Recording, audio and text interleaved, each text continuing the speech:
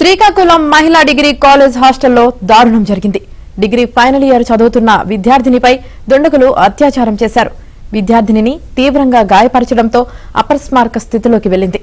బాధిత కుటుంబ సభ్యులు ఫిర్యాదుతో కేసు నమోదు చేసి దర్యాప్తు చేస్తున్నారు.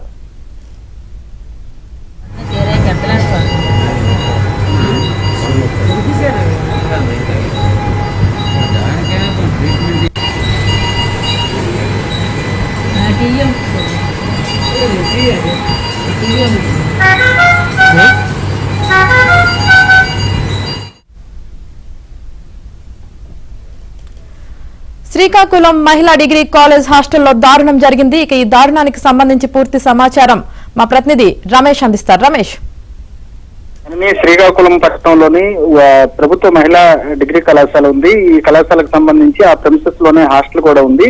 దీనిలో మొత్తం పెద్ద ఎత్తున అమ్మాయిలు అక్కడే ఉండి చదువుకుంటూ ఉంటారు. అయితే ఈ రోజు నిన్న రాత్రి 8 గంటల ప్రాంతంలో దారుణం చోటు చేసుకుంది. విజయనగరం జిల్లా సంతకోట మండలానికి చెందినటువంటి ఒక విద్యార్థిని బీఎస్సీ ఫైనల్ ఇయర్ చదువుతోంది, హాస్టల్లో ఉంటుంది. అయితే 8 గంటల ప్రాంతంలో గుర్తు తెలియనటువంటి వ్యక్తులు ఆ అమ్మాయి పైన లైంగిక దాడికి పాల్పడ్డారు. ప్రధానంగా అపస్మారక స్థితిలో అక్కడ పడి ఉండటాన్ని తోటి విద్యార్థులు గుర్తించి హాస్టల్ సిబ్బందికి తెలియజేశారు. వెంటనే అక్కడి నుంచి ఆమెను శ్రీకాకుళం రిమ్స్ ఆసుపత్రికి తరలించారు. ప్రస్తుతం కూడా ఆమె అపస్మారక స్థితిలో ఉంది.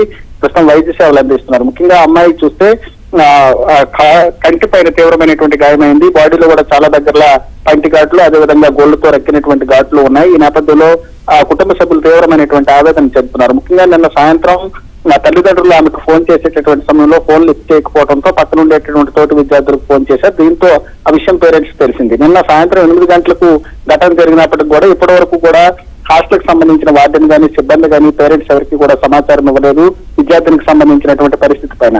అయితే ఇదే నేపథ్యంలో తోటి విద్యార్థులు చెప్పినటువంటి సమాచారం మేరకు విద్యార్థిని తల్లిదండ్రులు శ్రీకాకుళం చేరుకున్నారు. ప్రస్తుతం రిమ్స్ లో వైద్యం అందిస్తున్నారు.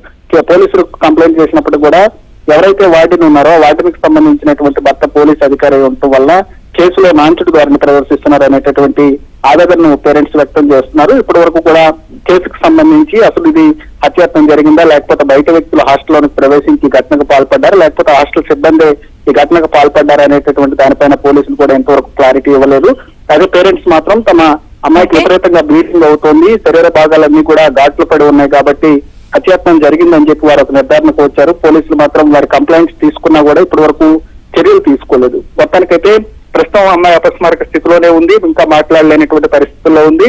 పేరెంట్స్ ఎవరైతే ఈ ఘటనకు బాధ్యులైనటువంటి వారు ఉన్నారో వారిపైన చట్టపరమైన చర్యలు తీసుకోవాలనేటువంటి డిమాండ్ వ్యక్తం చేస్తుంది. ముఖ్యంగా హాస్టల్ పరిసరాల్లో కూడా పెద్ద ఎత్తున మందు బాటిల్స్ ఉన్నాయి, ఏదైతే అసాంఘిక కార్యక్రమాలకు నిలవగా మారిపోయింది అనేటువంటి విమర్శలు కూడా వినిపిస్తున్నాయి. విజువల్స్ లో మనం చూడొచ్చు, మొత్తం హాస్టల్ పరిసరాలన్నీ కూడా మందు బాటిల్స్ కనిపిస్తున్నాయి.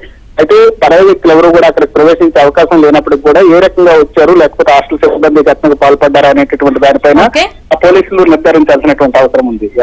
Right, thank you Ramesh.